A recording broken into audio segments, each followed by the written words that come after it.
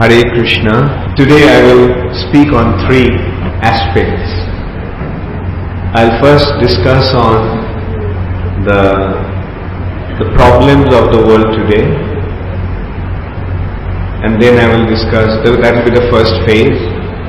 The next phase will be, the next step will be, what is the cause of these problems, and then what is the solution of these problems. Problems are there, but the question is, what is the solution of the problem? That's the most important thing. Everybody knows about the problem, but how to solve the problem, that's the most important consideration. मैं आज 3 विषय में चर्चा करूंगा. एक, आज की दुनिया में क्या समस्याएं हैं, ये है होगा पहला विचार, और उसके बाद ये समस्याएं का कारण क्या है, क्यों ये समस्याएं हैं, और उसके बाद ये समस्याएं का क्या कोई समाधान है, और अगर है तो वो समाधान कैसे हो सकता. तो ऐसे मैं पहले समस्याएं जो है वो तो कोई नया बात नहीं, सबको ही पता है, बल्कि फिर भी discuss on that. Who is controlling? Just set it up. No, don't put echo, just let it be straight. So recently, generally I don't read newspapers, but recently I was reading some newspapers in the flight, and then last 2 days I was in Delhi.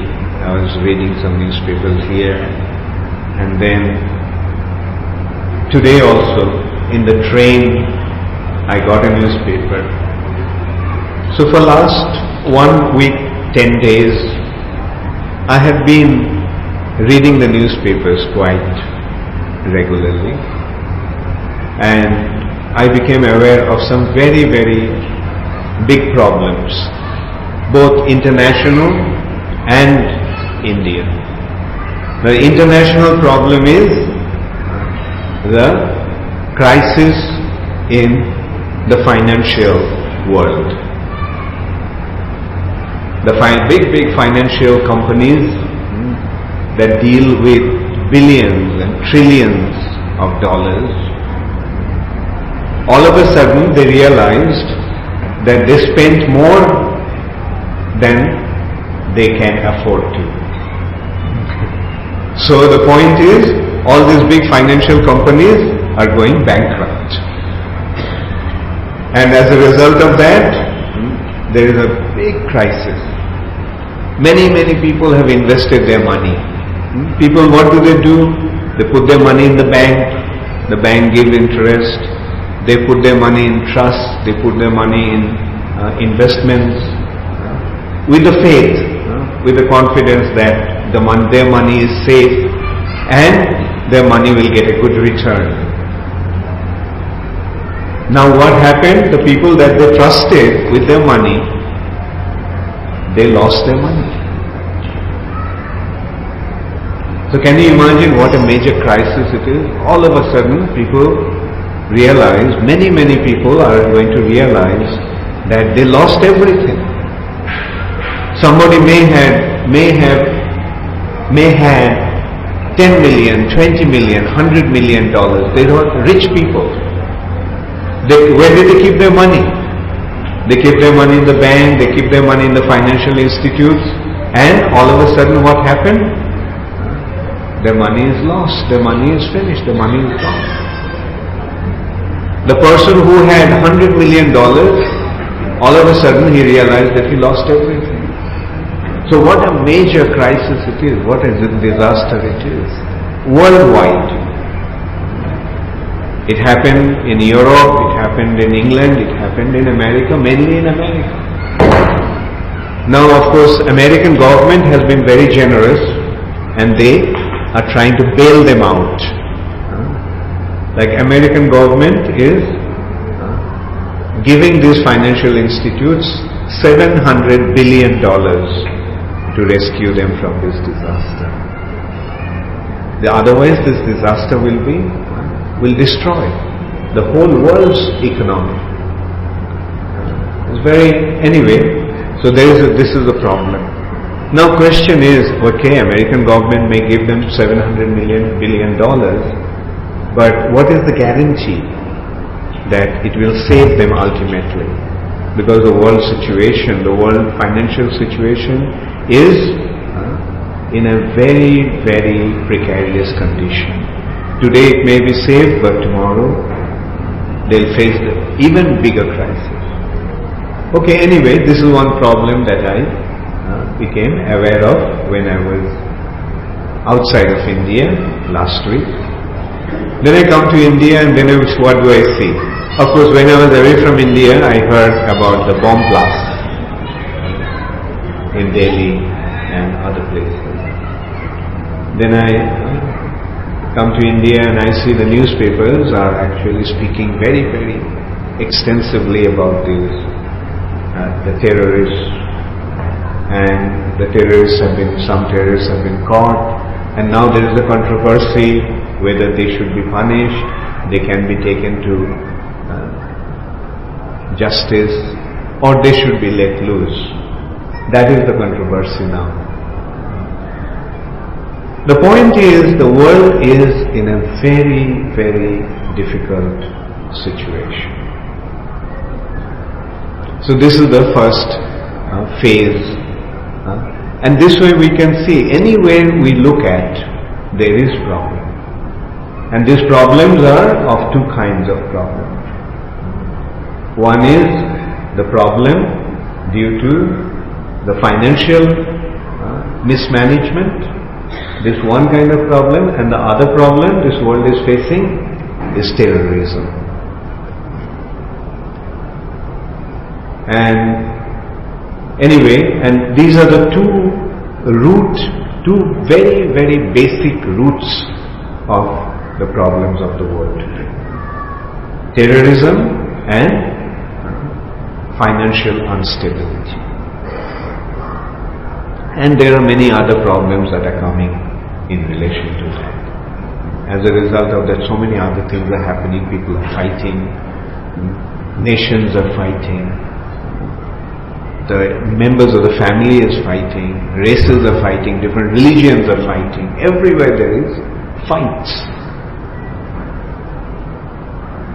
So these are the major problems. Okay, अब मैं हिंदी में बोलने की कोशिश करूंगा. मैं जो बोला, कौन समझ गए हैं? हाथ उठाइए. अच्छा, तो हिंदी में बोलने का जरूरत है? हाँ? अच्छा, जो सोचते हैं कि हिंदी में बोलने का जरूरत है, हाथ उठाइए. ओके. हरे कृष्ण.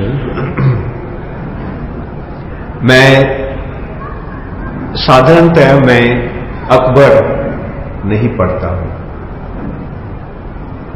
बल्कि 10-12 दिन से मैं पढ़ रहा हूं, क्योंकि मैं बाहर था, विदेश में था, तो सफर करते समय प्लेन में अकबर मिलता है तो देखता है, मैगजीन्स देखता हूं. और 2 दिन पहले मैं भारत में वापस आया हूं, और वहां भी मैं 2 दिन दिल्ली में था. वहां जहां मैं ठहरा था, सुबह अकबर आता है, मैं देखता था. आज भी सुबह जब मैं ट्रेन में सफर कर रहा था, तो ट्रेन में अकबर दिया गया था, तो मैं वो भी देखा. तो अकबर में क्या खबर मिलता है?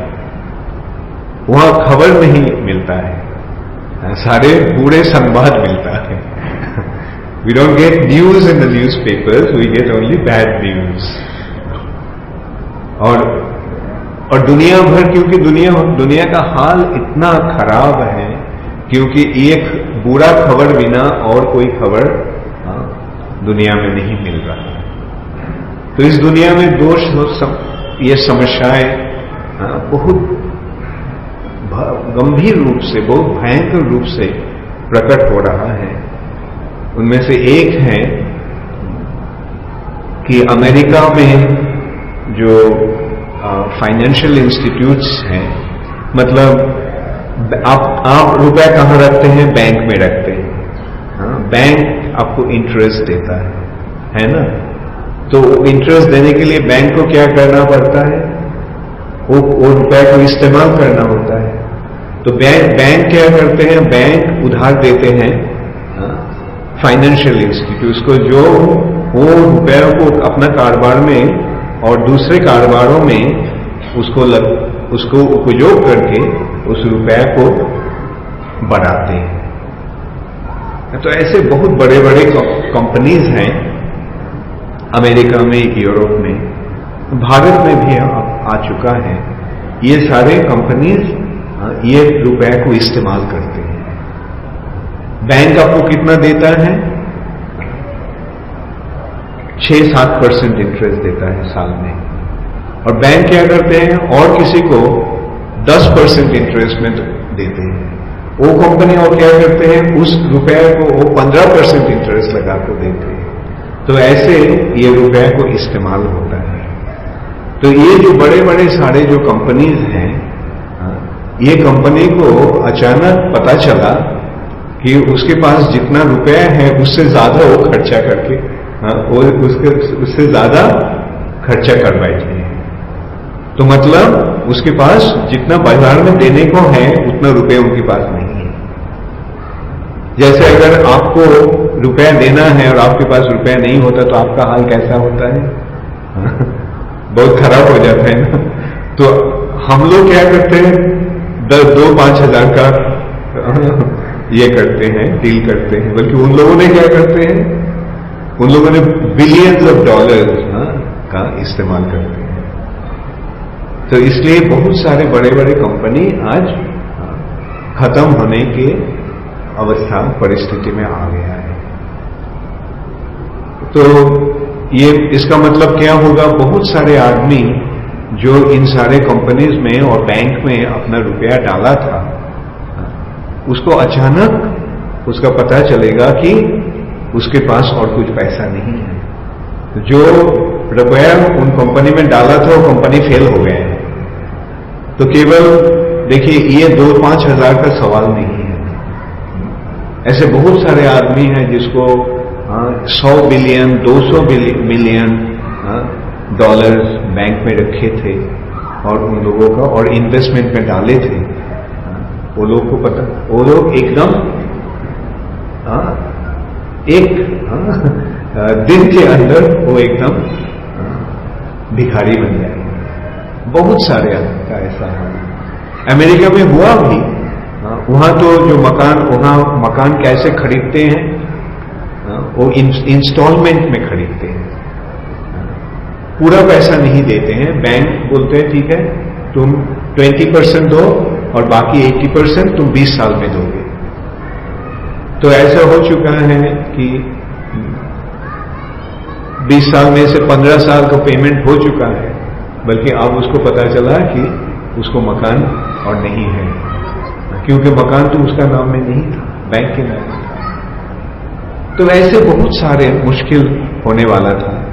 तो इसको संभालने के लिए अमेरिका सरकार बोला ठीक है, हम $700 बिलियन को बैंक्स को हम दे देंगे। तो अमेरिका के जो प्रेसिडेंट है जॉर्ज बुश, वो ये आश्वासन दिए हैं।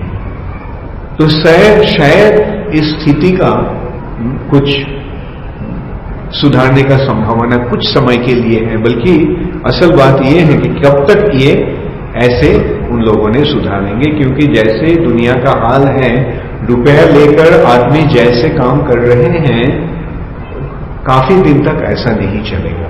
एक दिन आएगा कि ये सारे उसका बर्बाद हो जाएंगे। और उसके बाद में जब भारत में आया तो क्या अकबर में क्या दिखाई दे रहा है? बॉम्ब ब्लास्ट हुआ है, टेररिस्ट ने बॉम्ब फेंका है, बॉम्ब से काफी आदमी का मृत्यु हो गया, बहुत सारे आदमी जख्म हुए हैं और बहुत सारे आदमी को ऐसे, और जब उसको पकड़ा भी जाता है तो क्या बोलते हैं पॉलिटिशियंस लोग, क्या बोलते हैं कि जो संतरासवादी हैं उसको भी वो लोग मदद दे रहे हैं। तो ये जो स्थिति है बहुत भयंकर स्थिति है कि जो ये जो लोग बुरा काम करता है, जो अपराधी हैं, जो अन्याय कार्य करते हैं, उन लोगों को अगर सजा नहीं दिया जाए तो इस अन्याय को हम रोक नहीं सकेंगे। क्राइम एंड पनिशमेंट, ये दो बराबर है। जहां भी क्राइम मतलब जहां भी अपराध होता है, अन्याय होता है, इसलिए क्या होना चाहिए? सजा होना चाहिए। अगर सजा नहीं मिलेगा तो क्या होगा? लोग बुरा काम करने से उसको किसी तरह हम रोक नहीं सकेंगे। अगर चोर को अगर सजा नहीं मिलेगा तो हर आदमी चोरी करना शुरू करेंगे, बोलेंगे वो ठीक है, चोरी करने से कोई हर्जा नहीं है। बल्कि चोरी करने से अगर सजा मिलता तो चोर सोचेगा नहीं बाबू ये करना नहीं चाहिए।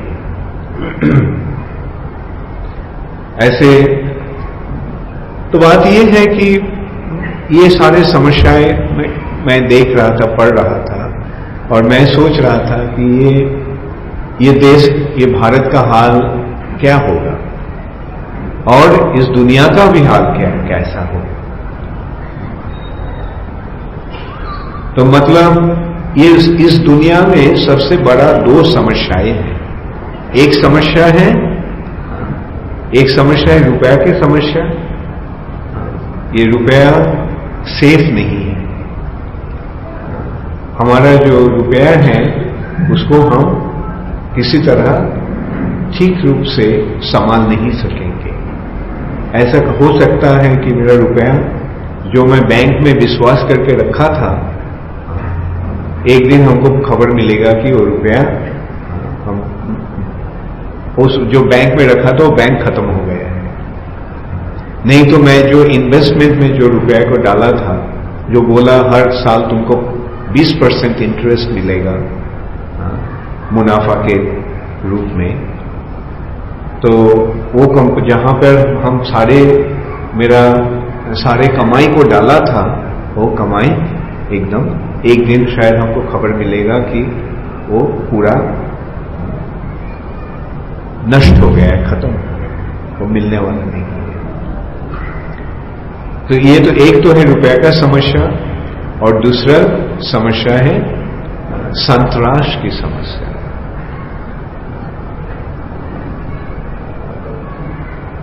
या आज कहीं भी हम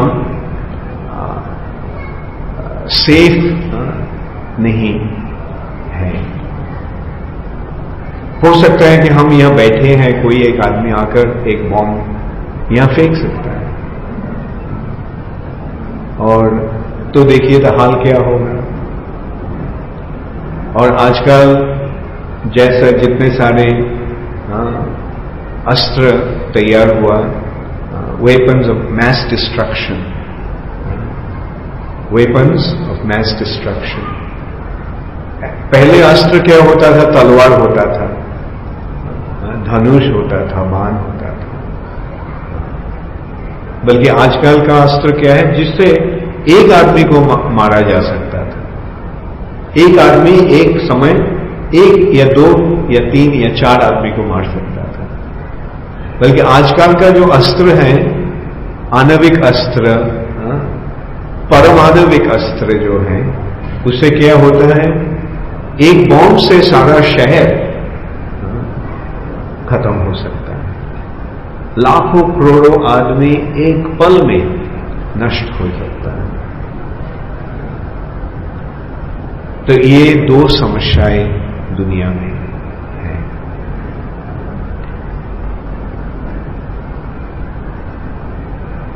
तो अब ये समस्या का कारण क्या है, इस विषय में मैं थोड़ा चर्चा करने का कोशिश करूंगा।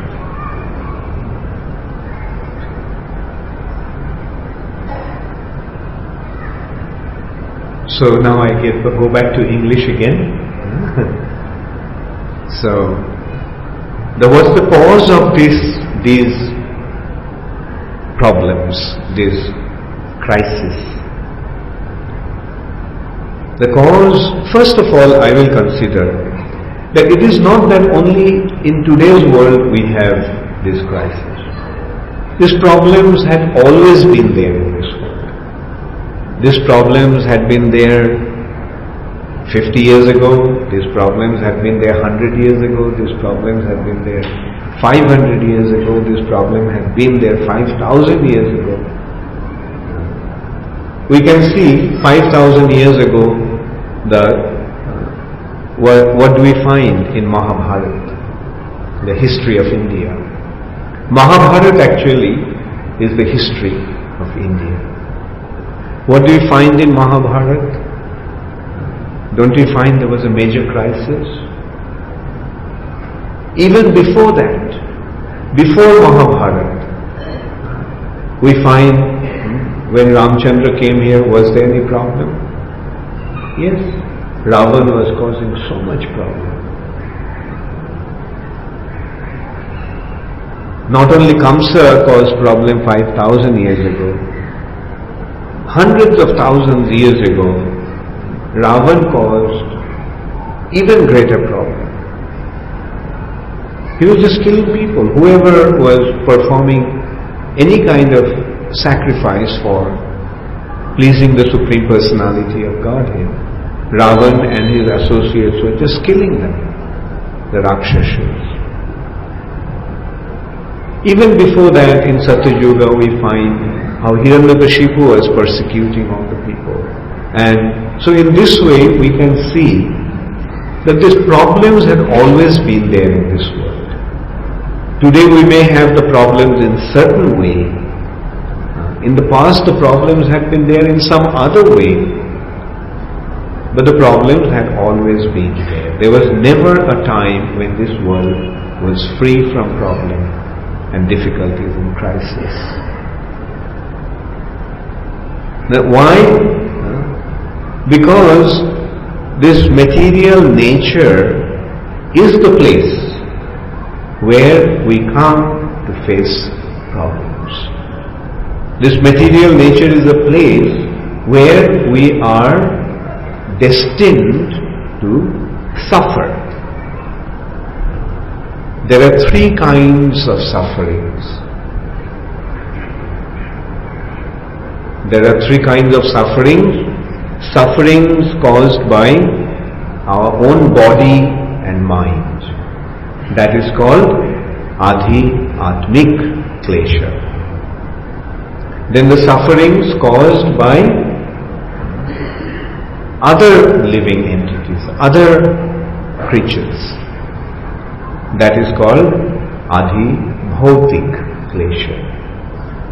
And then there are sufferings caused by the nature, like earthquake, volcanic eruption, famine. They are called Adhi-doivik klesha. So these are the three types of suffering that everybody is subjected to. We suffer due to some disease or due to some kind of maladies of the mind. We suffer because others are causing some distresses. Like, don't we see? We suffer from so many diseases. So many people are suffering from so many diseases, and we also can be subjected to those sufferings. Different types of disease. Then the terrorists, or it can be a terrorist or it can be a mosquito, other living entities are causing us suffering. I'm living I'm very happily situated, but then a terrorist comes and blasts a bomb, right? And I suffer. Or even a small little mosquito comes and bites me and I get malaria, right?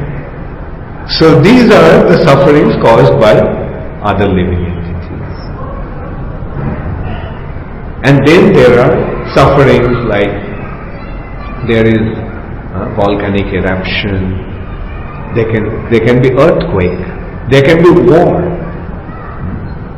there can be a nuclear explosion, there can be so many different types of accidents. Now tell me, is anyone free from these three kinds of sufferings?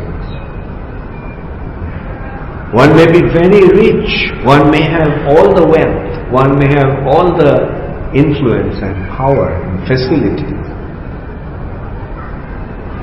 Like, you know that B.K. Billa's only son. B.K. Billa is one of the most wealthy persons, so famous in India for his wealth. And his only son, he died. All of a sudden at a reasonably young age, he's gone. How did he feel as the father? Being the richest man, how does he feel? Another person is Hinduja, Sri Chand Hinduja. He was also one of the richest man in the world, much more wealthy than Birla or Tata.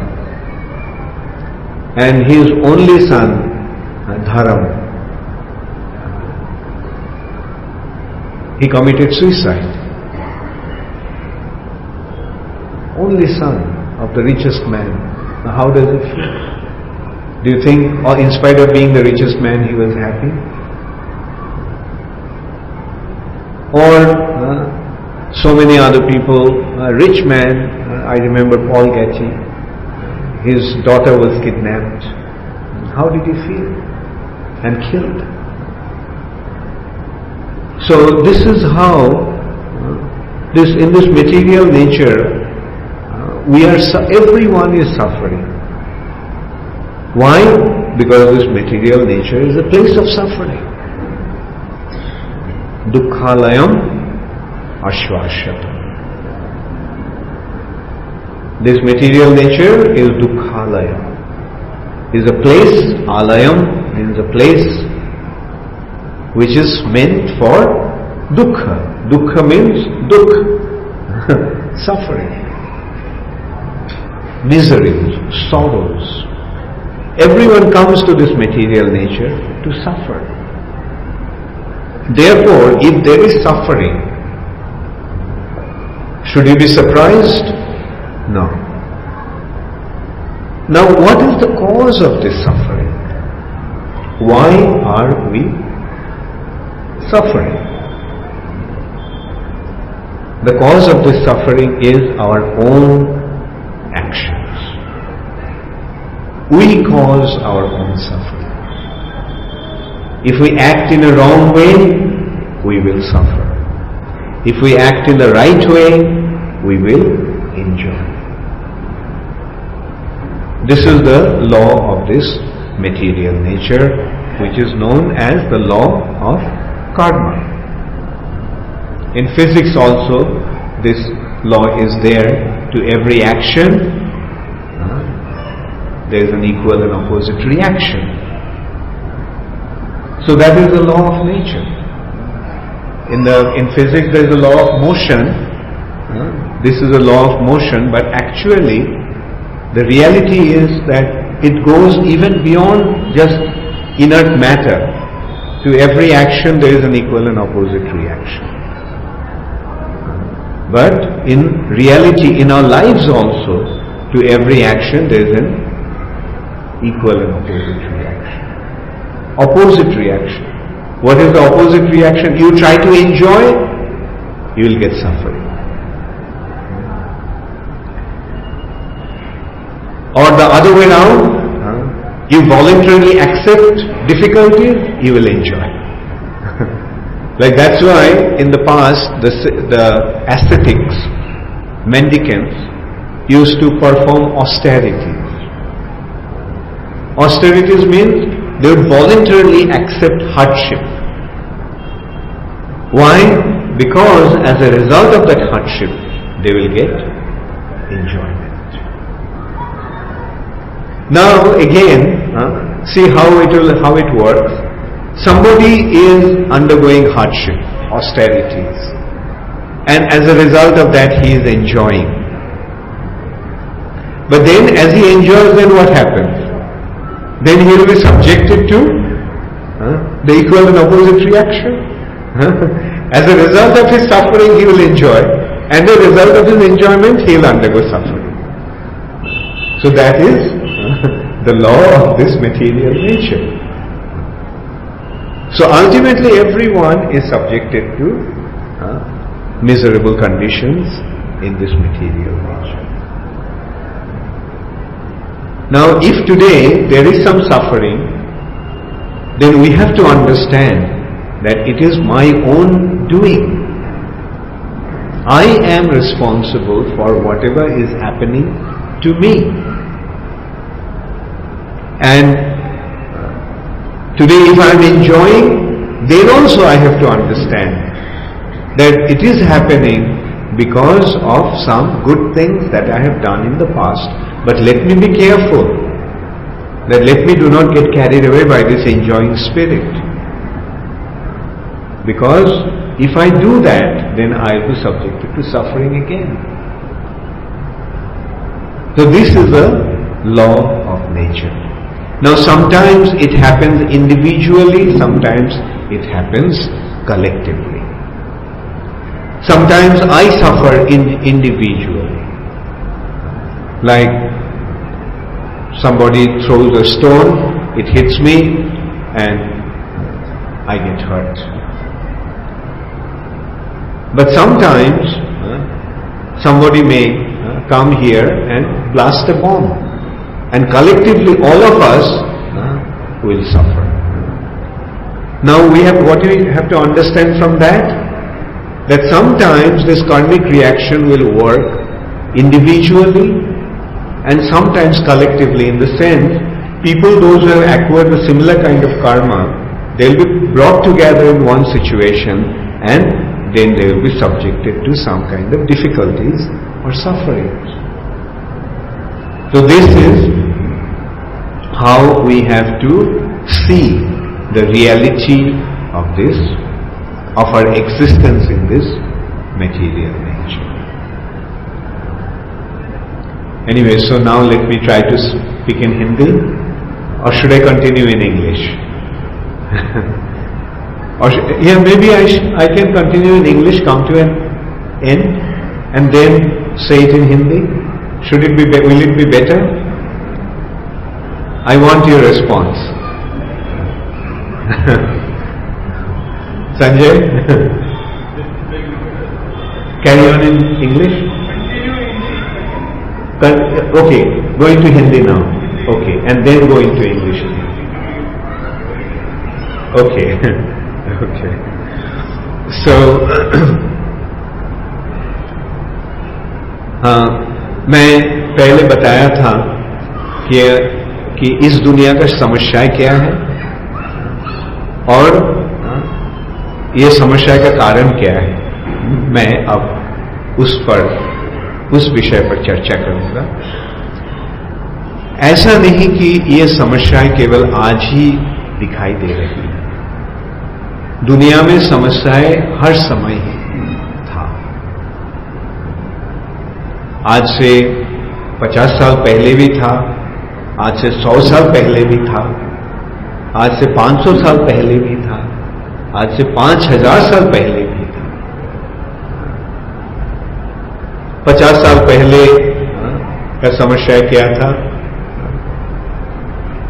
Bharat में गरीबी बहुत ज्यादा था, illiteracy बहुत ज्यादा था, बीमारी बहुत ज्यादा था।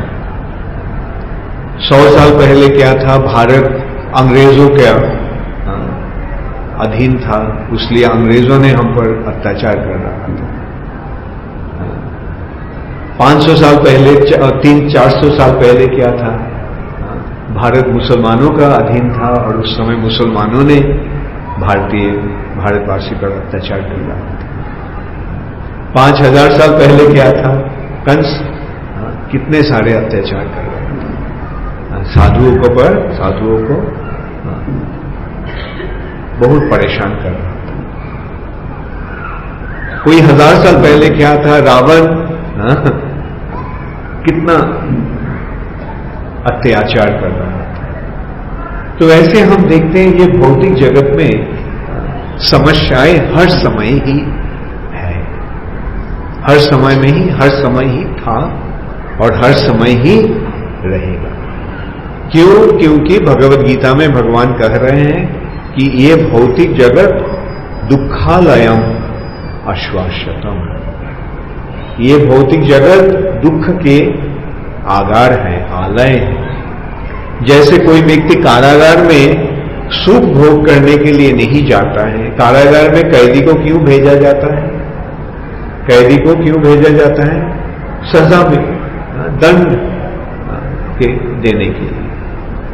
तो वैसे ही हम लोग भी इस भौतिक जगत में आए हैं यहां दंड भोगने के लिए। तो ये जगह ही है जहां हमको दंड भोगना होता है। इस जगत में 3 प्रकार का दंड या कष्ट या कठिनाई और क्लेश होता है। एक क्लेश, एक तकलीफ होता है शरीर और मन के कारण, उसे आधि आत्मिक क्लेश कहा जाता है। और एक प्रकार का कष्ट या कठिनाई होता है दूसरे के द्वारा दिया जाता है जाने से, उसे आधि भौतिक क्लेश कहा जाता है। और एक प्रकार का क्लेश होता है, कष्ट होता है जो प्रकृति के कारण होता है, जैसे भूकंप, महामारी, वॉल्केनिक इरप्शंस, महायुद्ध, ऐसे जो है ये प्रकृति के कारण होता है। तो ऐसे इस भौतिक जगत में हम कष्ट भोगते हैं। क्यों? हमारे ये कष्ट जो है इसका कारण हमारे कर्म होता है। जैसे हम कार्य करते हैं उस कार्य के अनुसार हमें उस कार्य का फल मिलता है। जब हम बुरा काम करते हैं उसके कारण हमें सजा मिलता है, कष्ट मिलता है, और जब हम कोई भला काम करते हैं तो उसके कारण हमें सुख मिलता है। तो वैसे सुख और दुख ऐसे चक्र के रूप में चक्कर देते हैं, एक के बाद एक आता है। जैसे दिन के बाद रात आती है और फिर रात के बाद फिर दिन, वैसे ही हमारा जीवन में भी सुख और दुख चक्र के रूप में आता जाता है। ये कैसे? हमारे कार्य के कारण। जब हम सुख भोगते हैं उस सुख के पश्चात हमें कष्ट स्वीकार करना होता है।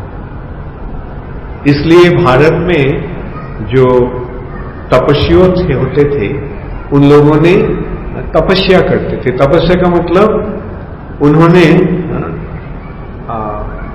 वैसे ही कष्ट को स्वीकार कर लेते थे, खुद ही करते थे।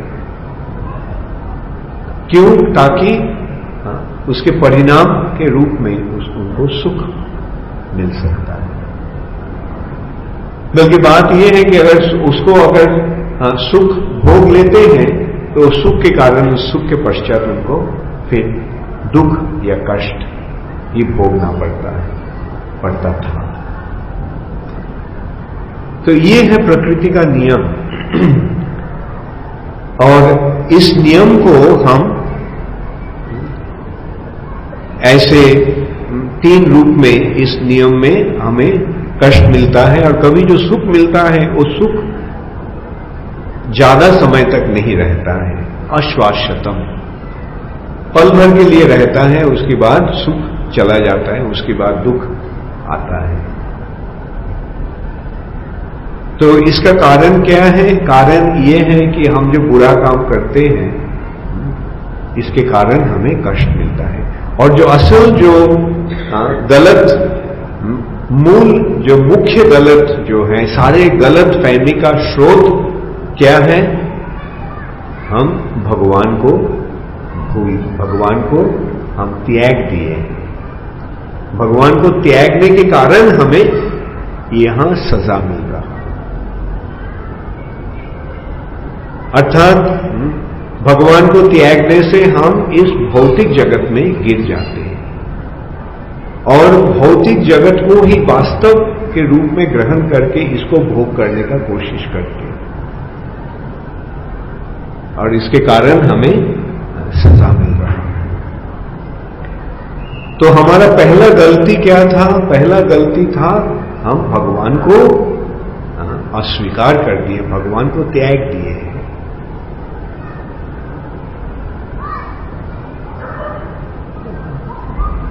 So now I will go into the third phase. What is the solution to this problem?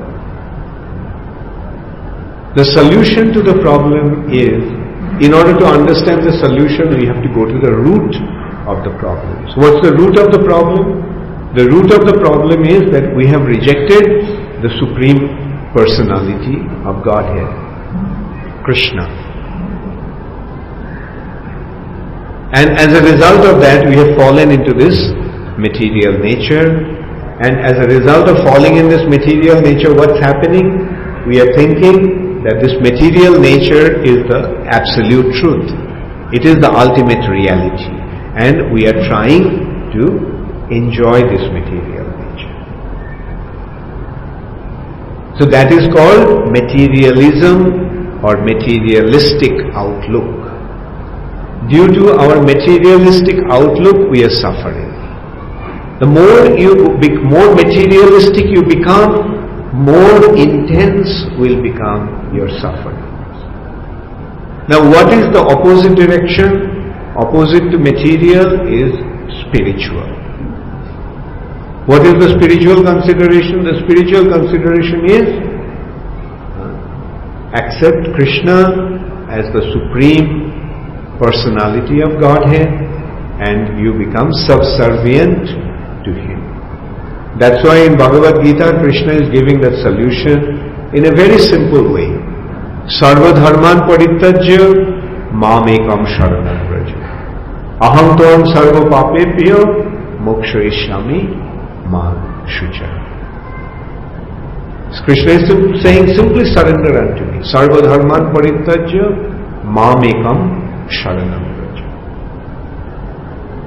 And that is the solution. Aham tvam sarva papebhyo mokshayishyami ma shucha. I will deliver you from all your sinful reactions. Sinful reaction means suffering. So Krishna is saying that I will deliver you from all your suffering. You just surrender unto me. So solution is as simple as that. Surrender unto Krishna, there will be complete deliverance from the suffering condition. Now the question is, how to surrender to Krishna? Okay, surrendering to Krishna is going to solve all our problems. Then the first question that arises is, do we really accept it wholeheartedly? Do we really believe that? That if we surrender unto Krishna, then the solution, then there will be solution to all my problems? The answer to that will be, give it a try and see it for yourself. Just try it and see for yourself. Krishna is saying it. And there is no reason that Krishna will lie. There is no reason for Krishna to tell you something which is not true. Therefore, the first consideration should be, since Krishna said this must be true. If I surrender unto Krishna, it will happen. And then when you do that, then it happens. How many of you surrendered to Krishna? Please raise your hand. Okay, did your suffering condition deteriorate since you surrendered to Krishna? Did you become free from your suffering condition? Had it reduced? Did it reduce? Yeah. So that is the proof. It happens, it works. You surrender to Krishna. And how does it work? I can tell you in so many different ways. Anyway, I'll give you some simple examples how it happens. Now, when you surrender to Krishna, then it is not that there is no suffering. You face suffering conditions, but those suffering conditions don't affect you. That is it. They don't affect you. It is not that the devotees don't get fever. Few months ago I had a heart attack. It's not that, oh Maharaj, since you're a devotee, why you had the heart attack? Or since you're a devotee, why do you get fever? Since you're a devotee, why that? No, even if you're a devotee, these things happen to you. But the thing is, they don't affect you. They don't affect you. Like for example, you get some difficulties in the body. But when you become a devotee of Krishna, when you surrender to Krishna, what is the first thing that you learn? You are not this body, you are the spirit soul. Right? Didn't you learn that? Are you your body? You are your body, but actually you are your spirit soul. Both are there. We can't say, I'm not this body, my body is here. But this body is only a temporary situation. Just like I'm wearing this shirt, this kurta. I'm wearing this kurta. I can't say, no, this kurta is not there. The kurta is very much there and I'm wearing it. And there is an effect of that. If I wear a nice thick jacket in the middle of the winter when it's very cold in Jaipur, I feel good. Don't I? You all are Jaipur Vasis. Jaipur gets very cold in winter. Then don't you feel comfortable when you're wearing nice thick jacket? So this is how you do get affected by what you're wearing. But the thing is that you know that your cloth, your dress is not your actual self. Now if somebody comes and puts some dirt in your cloth, then you don't take it seriously. You may get angry a little bit. Why did you do that to me? But then you know that, well, I can take off this shirt, I can put on another one. So similarly, it's not that to a devotee things don't happen to his body, but he doesn't get affected by that. Because he knows that he is not his body, he is the spirit soul. So that is how a devotee becomes free from the suffering condition. He doesn't become affected by that. But then because he has surrendered to Krishna, he becomes more and more aware of his spiritual identity, and then he becomes more and more connected to Krishna, and as he becomes connected to Krishna, he begins to enjoy, because Krishna is the reservoir of pleasure. Krishna is the source of all enjoyment. So being connected to Krishna, one naturally enjoys. So this is how the suffering condition is mitigated and one enters into a region of enjoyment. So the point is, in order to free yourself from the suffering condition, what is the solution? The solution is surrender to Krishna. Now, in order to surrender to Krishna, what is expected, what is required? You have to believe in what Krishna is saying. That's the first consideration.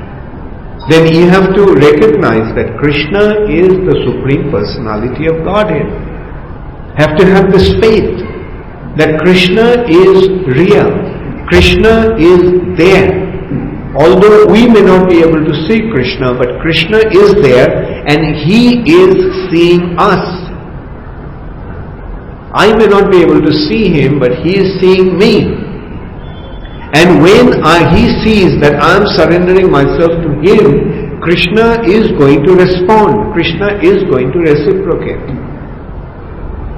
So this is how we have to understand. We have to have the faith in Krishna. Understanding, recognizing that He is the Supreme Personality of Godhead. Then what may happen? Then maybe, yes, someday we may have to leave this body. Actually, none of us are going to live forever. Can anybody be immortal in this world? Not really, in the sense, everybody has to give up his body. The body will die. Everybody's body will die. But if I recognize that I am not this body, and death is to the body, will I be affected by the death? By death? No. Therefore, the immortality is possible in this world, but not the immortality of the body, but the immortality of the self, which by nature is immortal. The soul is immortal. And that's one of the first lessons Krishna is giving in Bhagavad Gita. Na jayate mriyate va kadachi. The soul is never born and the soul will never die. Who is born? This body is born. What is birth? The soul's accepting a new body is birth. Soul is not born. The body is born because the soul accepted this body. And as long as the soul is in the body is alive. Life is the soul's presence in the body. And now what is death? What is death? The soul's departure from the body. Now who are you? Are you the body or the soul? Soul. So will you die? No. Are you immortal? Yes. So that is how simply you can achieve immortality. So easily we can all become immortal because we are immortal. One of the very, very primary instructions in the Vedas, one of the very preliminary instructions of the Vedas is Amritasya Putra. All of you are the children of immortality. Amritasya. You all are immortal by nature. Every one of you are immortal. It is due to ignorance you have forgotten that. Become situated in knowledge. Then you will see that you all are immortal. And it is as simple as that. Just recognizing your actual identity. Now, as I was saying, the death may come. Yes, someday we have to die. Death may come. Whether the death comes lying in bed, surrounded by our friends and relatives, or death comes as an accident, it will come. But then, if we have surrendered to Krishna, then Krishna will take care of us. Now you consider, the death means leaving the body. You are a spirit soul. Now when you are leaving the body, if you see that Krishna is standing there, how will you feel? How will you feel? Won't it be the perfection of your existence? So that is what happens to a devotee who has surrendered to Krishna. Krishna is giving that assurance that He will never fail His devotees. कौन्तेय प्रतिजानीहि न मे भक्ता प्रणश्यति. Krishna is telling Arjun broadcast boldly, कौन्तेय प्रतिजानीहि न मे भक्ता प्रणश्यति. My devotee, those who have surrendered unto me, will never vanquish, will never perish, because I will protect them. Krishna himself is giving the assurance, Yogakshema Vahamyaham, that I will carry what they lack. Even if one doesn't become a pure devotee, whatever he is lacking, if he has surrendered to Krishna, Krishna will cover that up. Especially at that time, when the time comes to leave the body, Krishna will take care of his devotee. There are so many examples. Dhruva Maharaj, when the time came, what happened? The chariot came from the spiritual sky, Vaikuntha, to take him. In this way, devotees have been rescued and protected and taken back to the spiritual sky by the Supreme Personality of Godhead.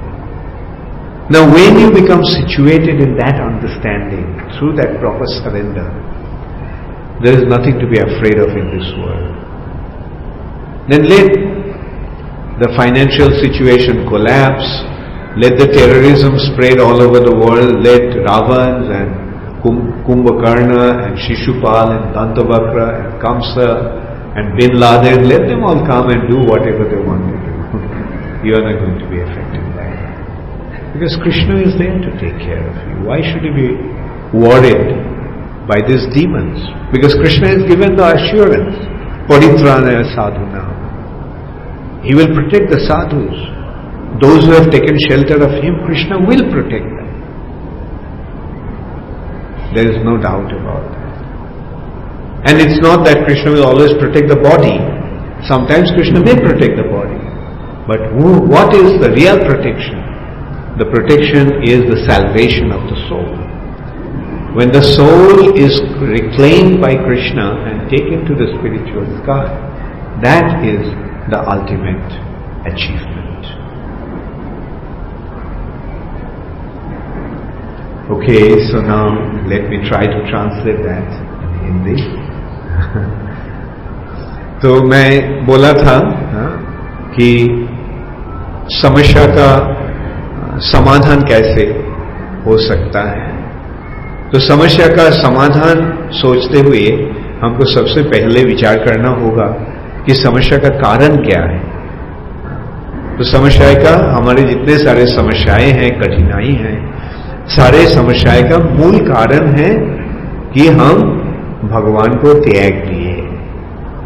भगवान को त्यागने के कारण हम इस भौतिक जगत में गिर गए हैं और इस भौतिक जगत में हमको केवल कष्ट ही कष्ट मिल रहा.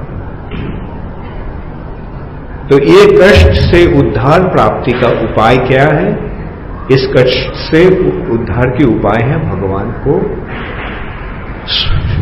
को स्वीकार कर लेना, भगवान के पास अपने आप को समर्पण कर देना. इसलिए भगवत गीता में भगवान कह रहे हैं, भगवान का अंतिम उपदेश भगवत गीता में है, सर्वधर्मान परित्यज्य मामेकम शरणं व्रज. तुम्हारे जितने सारे धर्म है या कर्म है, कर्तव्य है, सब कुछ छोड़कर केवल तुम मेरे शरण ले लो, तब मैं तुमको सारे तुम्हारे पापेभ्यो, सारे पापों से और सारे पापों का जो फल है कष्ट, वो सारे कष्ट से मैं तुमको उद्धार कर दूंगा, मुक्त कर दूंगा. सर्व पापेभ्यो मोक्षयिष्यामि. तब और कोई कठिनाई नहीं रहेगा तुमको, तुम केवल मेरे शरण ले लो. तो ये शरण लेने के तरीका क्या है, उपाय क्या है? भगवान का शरण लेने के लिए सबसे पहले हमको ये विश्वास रहना चाहिए कि भगवान जो कुछ कहे हैं, भगवान जो कुछ कहते हैं वो सत्य है। भगवान को झूठ बोलने का कोई जरूरत नहीं था। जब भगवान बोलते हैं तुम अगर मेरे शरण लोगे तो मैं तुमको सारे कष्ट से, कठिनाई से मुक्त कर दूंगा, इस वाणी पर विश्वास रखना चाहिए। और इसके साथ साथ ये भी हमको समझना चाहिए कि कृष्ण भगवान है। कृष्ण कोई साधारण मनुष्य नहीं है, कोई मामूली इंसान नहीं है। कृष्ण स्वयं भगवान है। भगवान है, ये विश्वास पूर्ण रूप से रहना चाहिए। और भगवान, यद्यपि हम भगवान को नहीं देख सकते हैं, पर भगवान हमें देख रहे हैं। हम उनको नहीं देख सकते हैं, बल्कि उन्होंने हमें देखा।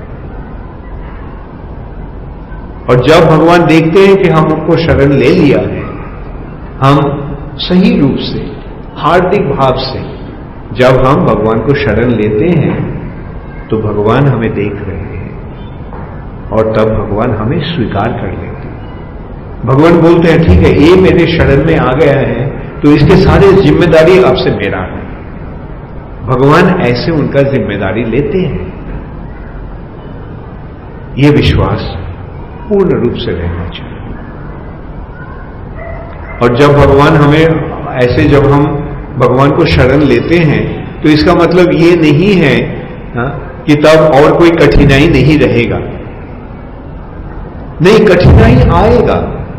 जैसे भगवान को शरण लेने के बाद भी बुखार होता है, बीमारी होता है, कठिनाई होता है, एक्सीडेंट होता है। मैं कह रहा था कि कुछ महीना पहले मेरा हार्ट अटैक हुआ था। तो ऐसा नहीं कि भगवान का शरण लेने से मैं तब अगर बोलता हूं मैं भगवान को शरण लिया, क्यों मेरा हार्ट अटैक हुआ है, नहीं, बल्कि ऐसा होता है क्योंकि ये शरीर का धर्म है। बल्कि बात यह है कि जब हम भगवान को शरण ले लेते हैं तब हमारा चेतना ये शरीर में नहीं रहता है। हम अपने ये शरीर को मेरा स्वरूप नहीं समझते हैं और उसके कारण शरीर में जो कुछ होता है उसके द्वारा हम प्रभावित नहीं होते। वो शरीर का हो रहा है। जैसे जो कपड़ा हम पहने हुए हैं, उस कपड़ा का अगर कुछ हो गया है तो हम क्या बोलते हैं कि ये हमारा ये सत्यानाश हो गया है। नहीं, हम बोलते हैं ठीक है, ये कपड़ा का हुआ है तो ठीक है, कपड़ा उतार दो, नया कपड़ा पहन लो, इसमें क्या है।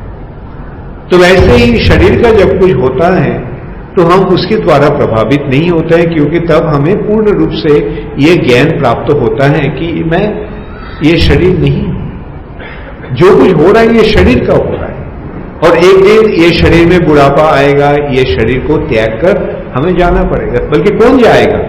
मैं जाऊंगा, हम जाएंगे, आत्मा जाएंगे। आत्मा का स्वरूप क्या है? न जायते म्रियते व कदाचित्। आत्मा का न तो कभी जन्म होता है, न कभी आत्मा का मृत्यु होता है। तो जन्म किसका होता है? ये शरीर का जन्म होता है। कब होता है? जब आत्मा इस शरीर को ग्रहण करता है। आत्मा जब एक नया शरीर ग्रहण करता है तो तब हम बोलते हैं कि आत्मा का जन्म हुआ, मतलब शरीर का जन्म हुआ। और जीवन का मतलब क्या है? कोई शरीर में आत्मा का स्थिति, जब तक आत्मा है तब वो शरीर जिंदा है। जब आत्मा शरीर छोड़ के चला जाता है, किसका मृत्यु होता है? शरीर का मृत्यु। तो आप कौन है? हाँ, आत्मा है। तो आपका मृत्यु होगा नहीं, शरीर का मृत्यु होगा। जो आपका शरीर आप पहने हुए हैं, शरीर ग्रहण किए हुए हैं, उसको त्याग कर आप और कोई शरीर में चले जाएंगे। तो वो शरीर जो है, जो नया शरीर जो मिलेगा, वो तो अच्छा होगा ना। एक पुराना कपड़ा उतार के अगर हमको एक नया कपड़ा मिलता है, उसको क्या हम नुकसान समझते हैं? नहीं। तो वैसे ही जब हम सही रूप से हमारा जीवन बिताते हैं तो उसका परिणाम स्वरूप हमें ऐसा ही पुरस्कार मिलता है। भगवान ऐसे आश्वासन दे रहे हैं कि जो भगवान के शरण में आ गए हैं, जो भगवान के शरण लिए हैं, उसको वो अगर इस जन्म में उसका सारे कार्य अगर पूर्ण नहीं भी हुआ तो भी उसमें कोई नुकसान नहीं है, क्योंकि उसको अगला जन्म में कैसे जन्म मिलेगा? शुचि नाम श्रीमतांगे है जोग भ्रष्ट भी जाए। शुचि नाम मतलब पवित्र कई परिवार में, श्रीमतांग समृद्धिशाली, बहुत ही वेल्थी एंड इन्फ्लुएंशियल फैमिली में उसका जन्म होता है।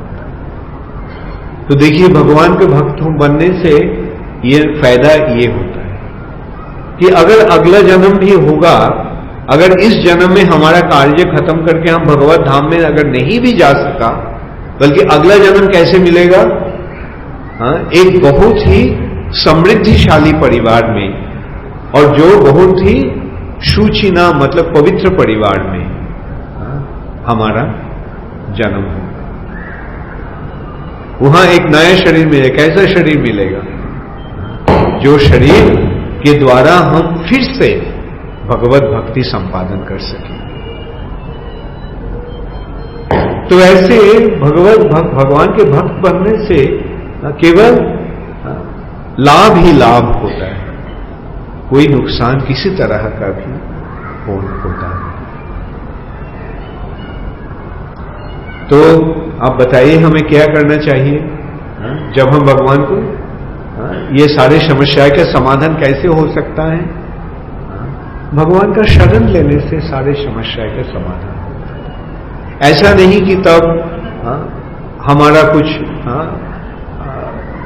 नुकसान या कठिनाई नहीं होगा, बल्कि उस परेशानी, उस कठिनाई हमें स्पर्श नहीं कर सकेंगे। जैसे हम उस समय भी हम पहले भी था, रावण था, कुंभकर्ण था, कंस था, शिशुपाल था, दंतवक्र था। जैसे आज बहुत सारे टेररिस्ट है, ये हैं, खराब लोग हैं जो हमें कष्ट देने के लिए कोशिश करेंगे, बल्कि उनके द्वारा हम प्रभावित नहीं होंगे। ऐसा नहीं कि हमको मृत्यु नहीं होगा, मतलब ये शरीर का मृत्यु नहीं होगा, शरीर का मृत्यु होगा, बल्कि शरीर छोड़ने के समय अगर हम देखेंगे कि भगवान हमारे सामने खड़े हुए हैं, तब हमारा मन की मनोभाव कैसा होगा? मन में क्या कष्ट होगा शरीर छोड़ने के लिए, या आनंद होगा? तो भक्त का पुरस्कार इस रूप में मिलेगा। जब शरीर छोड़ेंगे तो भगवान को प्राप्त, भगवान को सान्निध्य, भगवान को कृपा और भगवान को संग हमें प्राप्त होगा, और भगवान की कृपा से हम भगवान के धाम में, भगवान के पास वापस चले जा सकें।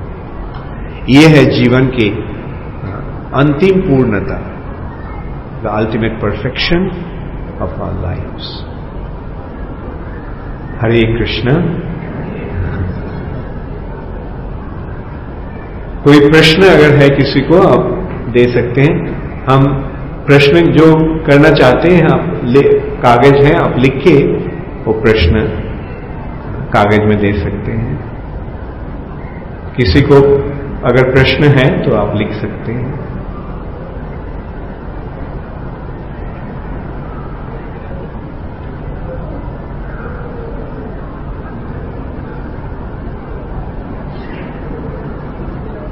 ये सारे मैं देखिए जो कुछ हम कह रहे हैं विशेष रूप से भगवान के बारे में, ये सारे ज्ञान स्वयं भगवान ही दिए हैं भगवत गीता में। भगवत गीता में भगवान अर्जुन को इस आध्यात्मिक ज्ञान पूर्ण रूप से प्रदान किए थे। और इस आध्यात्मिक ज्ञान प्राप्त होना बहुत ही सहज हो गया, बहुत ही आसान हो गया। भगवत गीता पाठ कीजिए और देखेंगे भगवत गीता में भगवान कितनी सुंदर रूप से ये सारे तत्वों का विश्लेषण किए। Okay, if the questions are ready, we can start off. Maybe you can read them and then I can answer.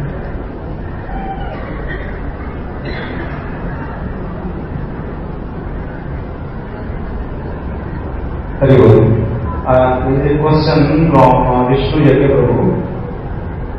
Maharaj ji, you said that when we are fully surrendered to Krishna, then he takes all responsibilities and consequently he will not be affected by law of Krishna, karma. But if someone is not yet fully surrendered, but is trying to surrender, in that case, will Krishna help him or from law of karma will fully control him? Yeah. Okay, let me. Yeah, very good. Yeah. Right. So, yes, when one surrenders to Krishna, Krishna accepts him. Even though the surrender may not be 100%. And that's why Krishna is saying that expression, that Yogakshema Vaham Meham. Yogakshema means that whatever he is lacking, Kshema, whatever he is lacking, Krishna is giving the assurance, I'll compensate for that. Like if one is sincerely surrendered and he hasn't been able to surrender 100%, say it is 60%, then Krishna will say, okay, I will take care of the remaining 40%. Right? And that faith we have to have. And another consideration is that it is not that we have to make an endeavor to go to Krishna. Krishna is actually waiting to take us back. Like a father. The son may have left the father, but the father is waiting when the son is going to come back. And when the son shows a little interest to go back to the father, what will the father do? Father will send his car, send his man and say, bring him to me. Right? So that is what we have to do. Just we have to sincerely desire to surrender to Krishna and he will take care of the rest. Thank you.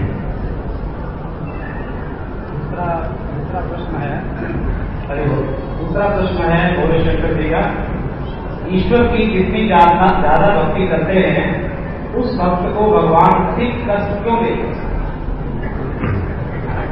ईश्वर की जितनी ज्यादा भक्ति करते हैं उस भक्त को भगवान अधिक कष्ट क्यों देते हैं? अच्छा, ये तो हमको पता नहीं था। पर वरना मेरा कहना ये है कि भगवान को जब शरण लेते हैं कोई, उसको और कोई कठिनाई नहीं रहता है।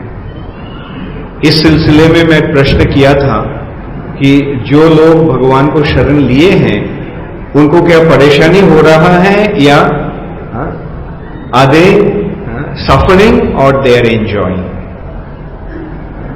फिर से मैं पूछूंगा, आप में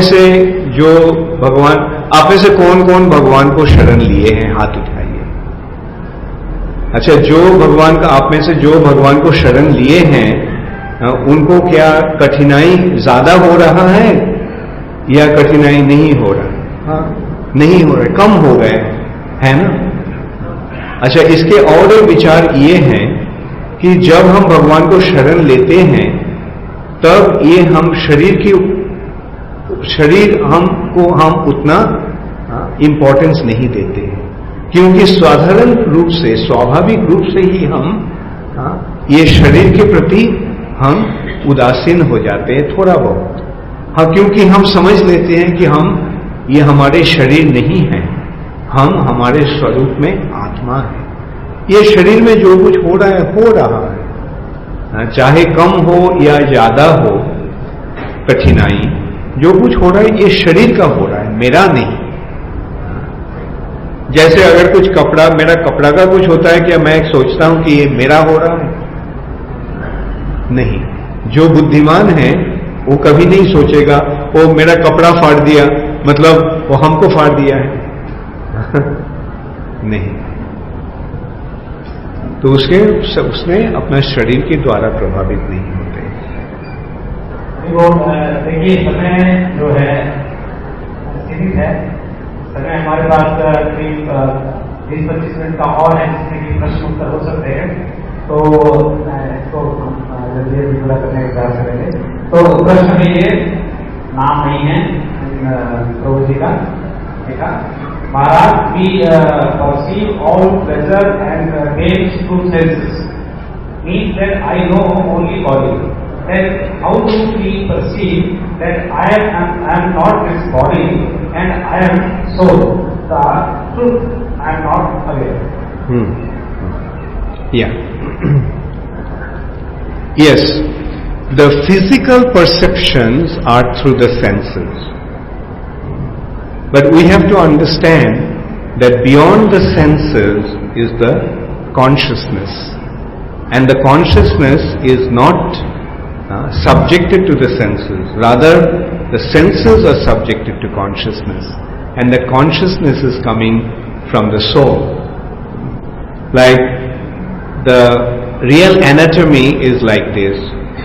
The consciousness, the soul is there, and then the mind, which is the internal sense, and then there are external senses, like 5 senses: eyes, ears, nose, tongue and touch.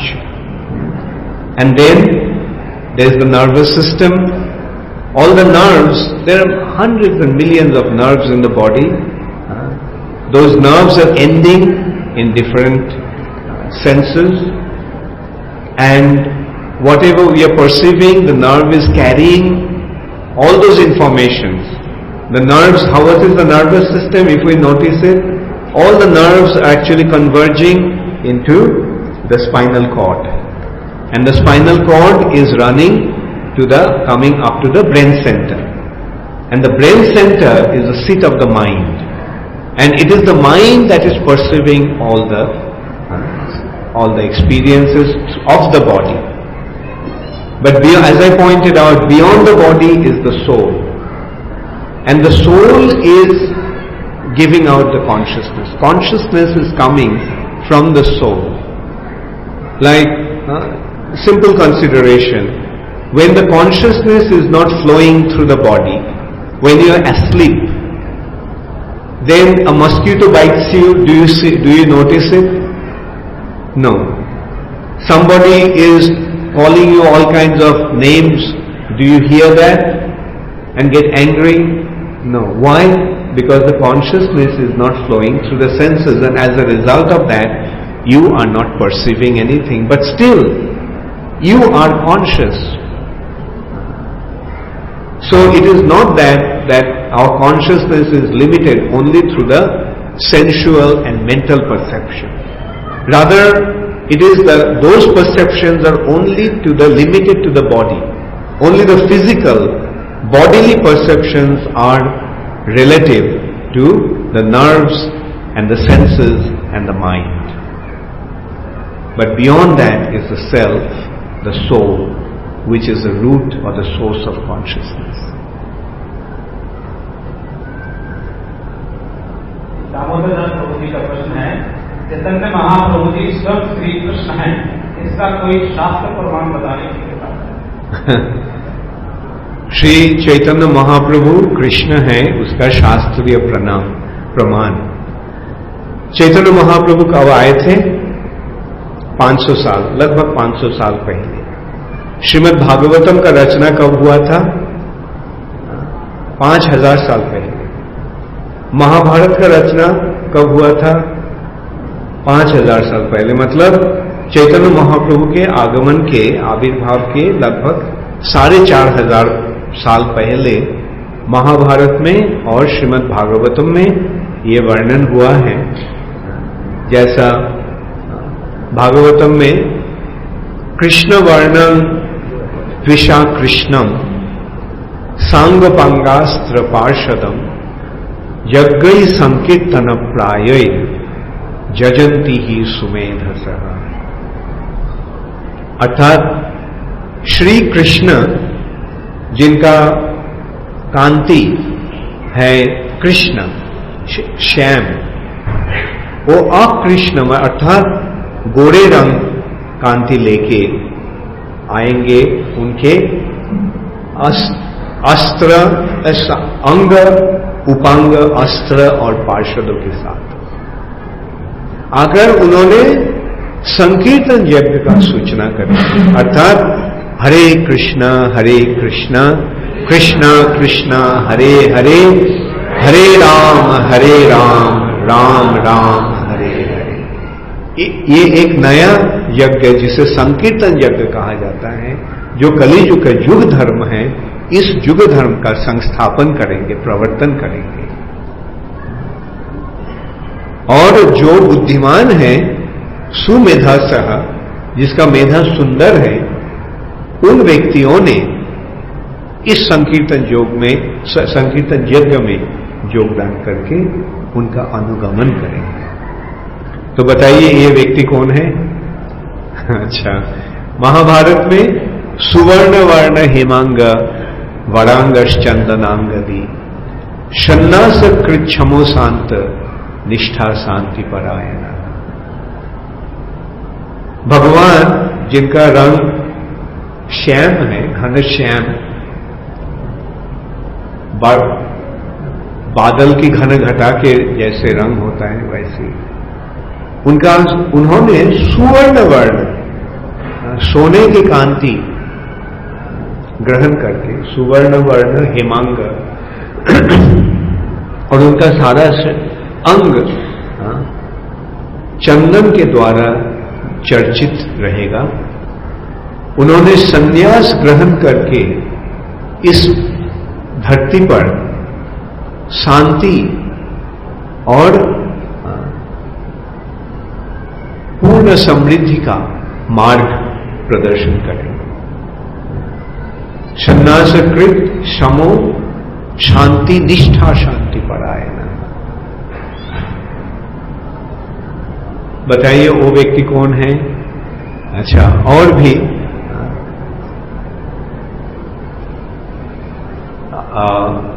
अनर्पित चरिंग चिरात करुणायावतीर्ण कलो समर्पयितुम उन्नत जल रसां स्वभक्ति श्रियम हरिपुरट सुंदर दूती कदम्ब संदीपित सदा हृदय कंदरे स्फुरतु वर्षचिनंदन।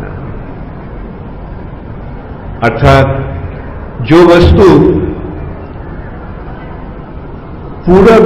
पहले कभी भगवान नहीं प्रदान किए थे, वो कौन सी वस्तु है? वो है विशुद्ध प्रेम, कृष्ण प्रेम। ये शुद्ध निर्मल कृष्ण प्रेम प्रदान करने के लिए उन्होंने आकर एक संकेत, ये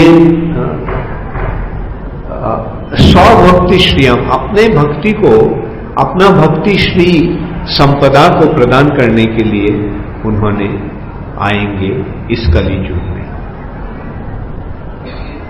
राधा कृष्ण प्रणय विकृति लादिनी शक्ति अस्मात् एकात्मानवोपि भुवि पूरा देह भेदं गतौ तौ चैतन्याख्यं प्रकट मधुना तद्वयं चैकमाप्तं राधा भावोद्युति सुबलितं नौमी कृष्ण स्वरूपम।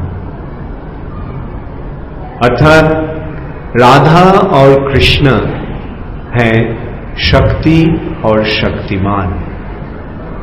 शक्तिमान से ही शक्ति का प्रकाश होता है। तो ये शक्ति और शक्तिमान अलग हो गए थे, बल्कि उन्होंने शक्ति और शक्तिमान जब एक हो जाते हैं, ये शक्ति और शक्तिमान कौन है? राधा और कृष्ण। राधा रानी है शक्ति और श्री कृष्ण है शक्तिमान। तो उन्होंने अब एक होकर, अर्थात शक्ति और शक्तिमान एक होकर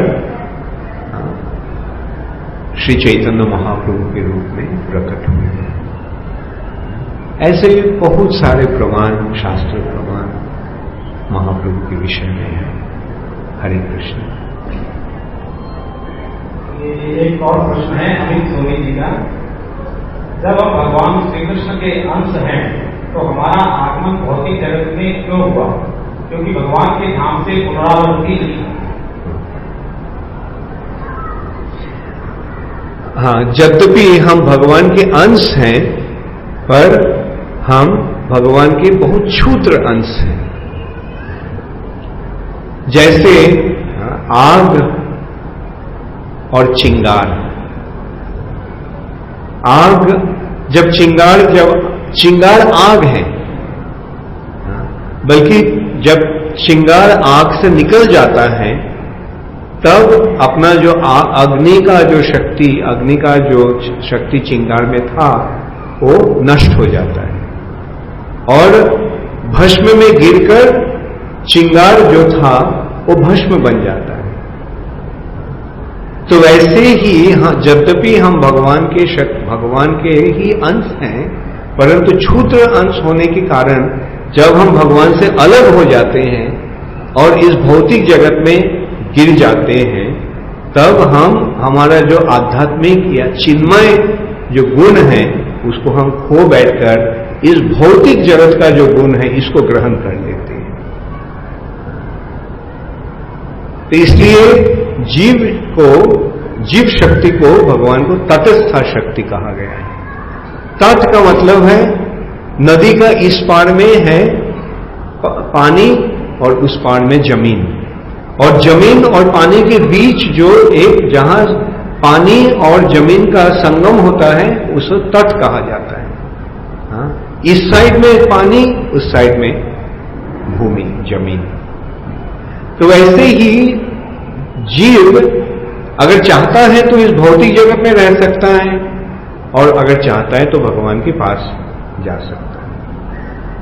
जब वो भगवान से अलग हो जाता है तो भौतिक जगत में गिर जाता है, और जब वो भगवान के साथ युक्त हो जाता है तब वो भगवान का ही जो शक्ति है, जैसे चिंगार भस्म में गिरने के कारण भस्म बन गया था, बल्कि उसको अगर निकाल के अगर हम आग में डाल देते हैं तो क्या होता है, और फिर आग बन जाता है।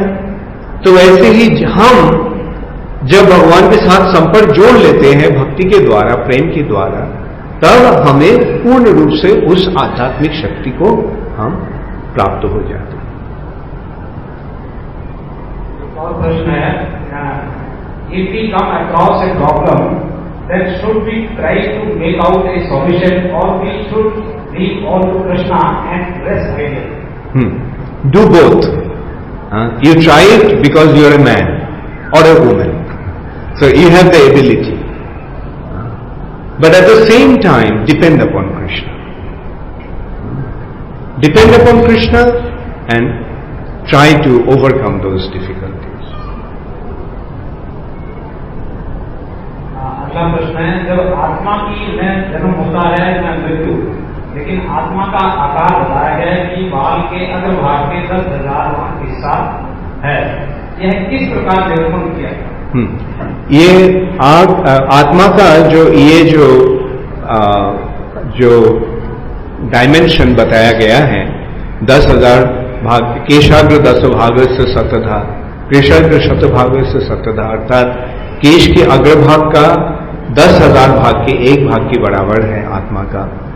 ये तब होता है जब आत्मा भगवान से अलग हो जाता है और इस भौतिक जगत में ये शरीर को अपना स्वरूप समझता है, तो आत्मा इतना क्षुद्र एक अंश बन जाता है।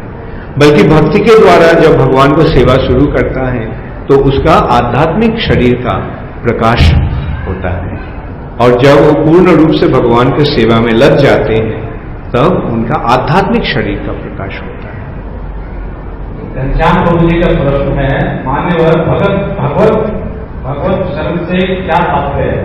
हम किस तरह से भगवत शरण में जा सकते हैं एवं क्या हम शरण में हैं? हाँ, ये भगवान को शरण लेने का 6 स्तर है और या 6 प्रकार का अंग है। पहला अंग है दैन्य, अपने आप को बहुत क्षुद्र, बहुत दीनहीन समझना होगा। अगर घमंड रहेगा कि मैं इतने बड़े आदमी हूं, तब भगवान को शरण हम नहीं ले सकेंगे। तो पहला ये है दैन्य। उसके पश्चात आत्मनिवेदन, अपना जो कुछ है वो भगवान को अर्पण करना है, अपना तन मन धन सब कुछ भगवान को अर्पण करना है। आत्मनिवेदन, गोप्तृत्व वरण, भगवान ही केवल मेरा प्रभु हैं, ये भावना। अवश्य रखिबे कृष्ण विश्वास पालन, कि भगवान हमको हर स्थिति में रक्षा करेंगे, ये पूर्ण विश्वास। और भक्ति अनुकूल मात्र कार्य रसिका, जो भक्ति के लिए जो अनुकूल कार्य है उस कार्य का ग्रहण करना, और भक्ति प्रतिकूल कार्य वर्जन अंगीकार, जो भक्ति के प्रतिकूल, भक्ति के विरोधी जो कुछ स्थिति है, कार्य है, उसको त्यागना। तो ये शरण, ये शरणागति, भगवान को शरण लेने का ये 6 अंग है। इसको पालन करके भगवान को शरण लेना चाहिए। एक प्रभु जी का प्रश्न है, आपने प्रवचन में बताया कि हम परमात्मा कृष्ण के शरणागति में रहते हैं, तो यह शरीर त्यागने के बाद भी हमें मानव शरीर ही मिलेगा। तो कृपया बताएं कि मानव योनि में आने के बाद कितनी मानव योनि प्राप्त होगी? ये देखिए, आपका शरणागति का ऊपर इसका निर्भर है। अब इस जन्म में अगर पूर्ण रूप से भगवान को शरण ले लिए हैं, तो और कोई से किसी जन ही प्राप्त नहीं होगा। आप अपना स्वरूप प्राप्त होकर भगवत धाम में वापस चले जाएंगे। बल्कि भक्त का मनोभाव ऐसा रहता है कि मैं तो भगवान के शरण में हूं और भगवान जो कुछ करेंगे वही मेरे लिए सही है। मारो भी राखो भी जो इच्छा तुम्हारा। अगर आप हमको मारना चाहते हैं तो मारिए, मार डालिए। आप अगर हमको रक्षा करना चाहते हैं तो रक्षा कीजिए। शरण लेने का मतलब ये होता है कि आप जो चाहे वही करेंगे, मैं आपका दास हूं। ऐसा नहीं कि मैं मालिक हूं और आप मेरा दास है, मैं आपको ऑर्डर दूंगा, कृष्ण ये करो, कृष्ण ये करो मेरे लिए। नहीं, दास का मनोभाव कैसा होता है कि आप जो चाहेंगे वही मेरे लिए सही है। और दास का मनोभाव ऐसा रहता है, और प्रभु का मनोभाव क्या है, कैसा होता है, ये मेरा बहुत ही प्यारे है, इसके लिए मैं सब कुछ करने के लिए तैयार हूं। और बड़ा मेहता जी का प्रश्न है, Harish ji, what is the symptom of surrendering to Krishna और not surrendering? What is the symptom? As I say, like the complete acceptance of his authority. Whatever you want, I am prepared to accept that. That is the meaning of surrender. Like if you have a servant, and if the servant tells you, do this for me, do that for me, is he actually acting like a servant? No, he is acting like your master.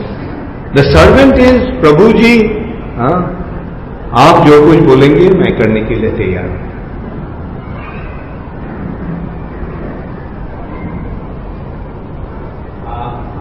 There is a question from the RS saying, if one can see Lord at the time of death, he should be able to see before death also. Kindly explain.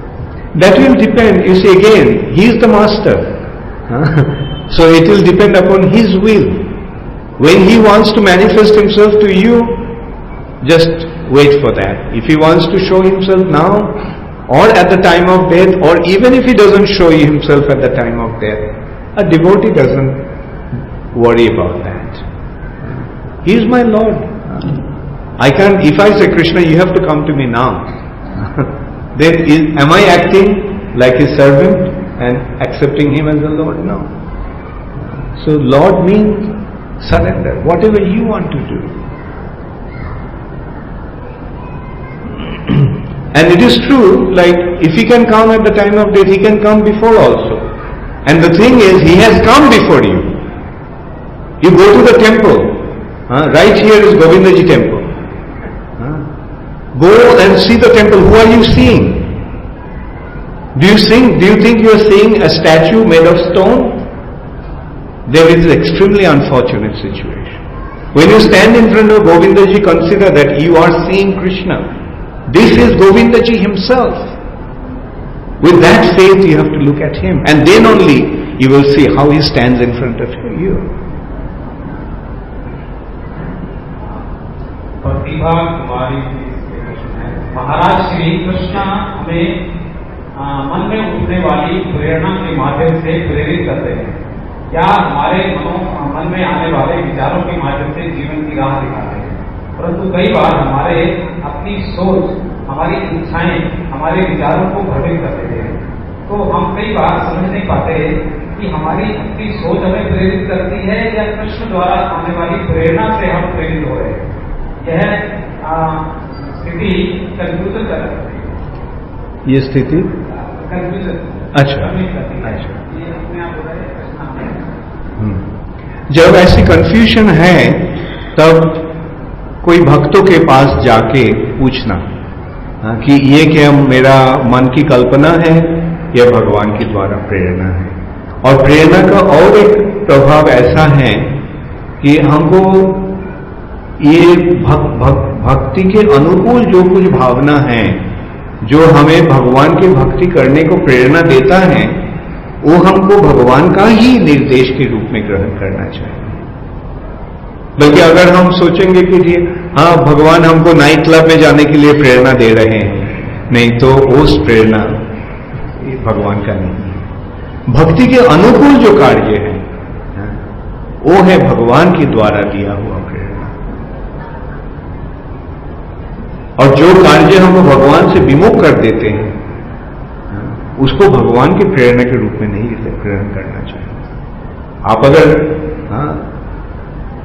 Night club में जाना चाहते हैं जा सकते हैं, बल्कि ये मत सोचना कि भगवान आपको नाइट क्लब में जाने के लिए भेज रहे हैं। बल्कि अगर प्रचार करने के लिए आप वहां जाना चाहते हैं तो ठीक है, ये कार्य भगवान के लिए ही है। तो हमको विचार ये करना होगा कि जो कार्य हम कर रहे हैं ये कि भक्ति के अनुकूल है, भगवान की सेवा के अनुकूल हो रहा है या भगवान की सेवा के प्रतिकूल हो रहा है। तो अनुकूल जो है उसको हर स्थिति में ही ग्रहण करना चाहिए।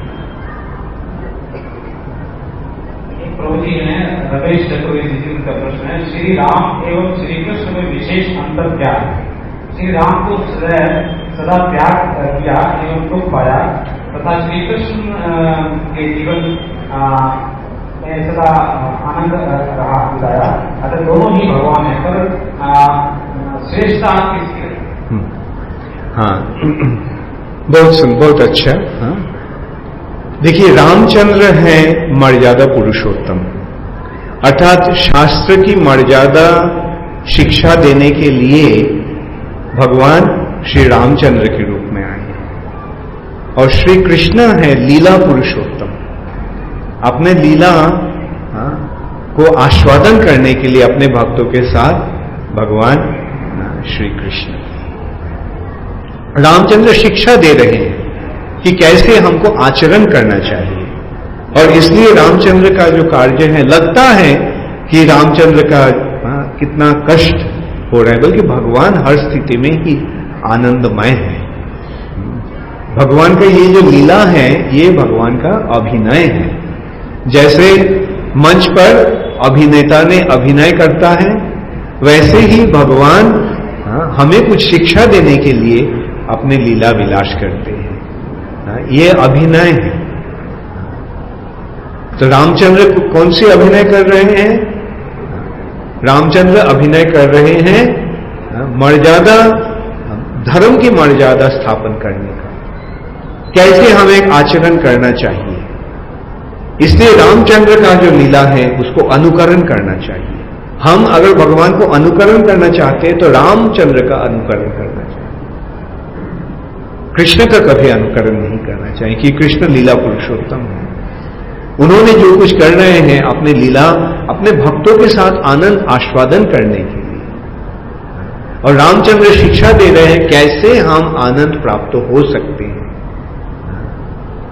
धर्म के मार्ग में स्थिर होकर हम आनंद के सागर में, आनंद के सागर की ओर जा सकते हैं। ये शिक्षा रामचंद्र दे रहे हैं और कृष्णचंद्र दे रहे हैं कि मैं तो भगवान हूं, ये मेरा लीला है।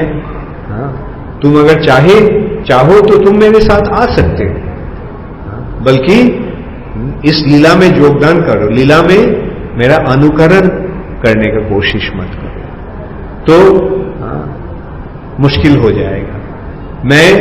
मेरा उम्र जब 7 साल का था तो मैंने गिरिराज गोवर्धन को मेरा अंगली पर उठाया था।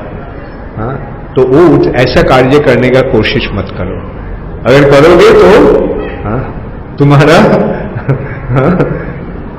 तकलीफ हो जाएगा। भगवान गिरिधारी है, हम लोग गिरिधारी बन सकेंगे? हम ये लीला का अनुकरण कर सकेंगे? कभी नहीं। भगवान ऐसे जो लीला किए हैं एक रूप से, ये कोई और किसी के लिए असंभव है, कोई भी ऐसे कार्य नहीं कर सकते। तो इसलिए कृष्ण लीला में ऐसे हाथ जोड़कर भगवान के अनुगमन करते हुए उनके लीला में प्रवेश करना चाहिए, अनुसरण करके उनके लीला में प्रवेश करना चाहिए, अनुकरण करके नहीं। अंतिम प्रश्न लेंगे, समय का जरा अभाव है। प्रश्न है, संसार का निर्माण भगवान ने विषमताओं रहित क्यों नहीं किया, ताकि दुख रहित सुगम जीवन समस्त जीवों को उपलब्ध हो? मैं तो पहले बताया था कि ये दुखालयम अश्वाश्वतम है, ये कष्ट पाने के लिए जगह है। तो जब कष्ट का थोड़ा सा कमी होता है तो वह हम बोलते हैं सुख मिल रहा है, बल्कि असल में ये स्थान दुख से भरा हुआ है। तो दुख का जब कुछ कमी होता है तो हम बोलते हैं कि हमें सुख का मतलब क्या है? दुख का निवृत्ति। दुख जब कुछ समय के लिए चला जाता है तो हम बोलते हैं ये सुख है, बल्कि सुख क्या हर समय रहता है? नहीं, सुख के पश्चात दुख आता है और दुख ही रहता है। तो हमें ये समझना चाहिए कि ये जगह दुख पाने के लिए ही है। सुख को जो कोशिश हम कर रहे हैं असल में वो आनंद प्राप्ति के अनुसंधान कर रहे हैं, और आनंद प्राप्ति इस जगत में नहीं मिलेगा। आनंद के लिए हमको इस भौतिक जगत के परे जो आध्यात्मिक जगत है वहां पहुंचना होगा, और वहां जाने का उपाय क्या है? वहां जाने का उपाय है भगवान की शरण लेना। हरे कृष्णा, गौर प्रेमानंदे हरे।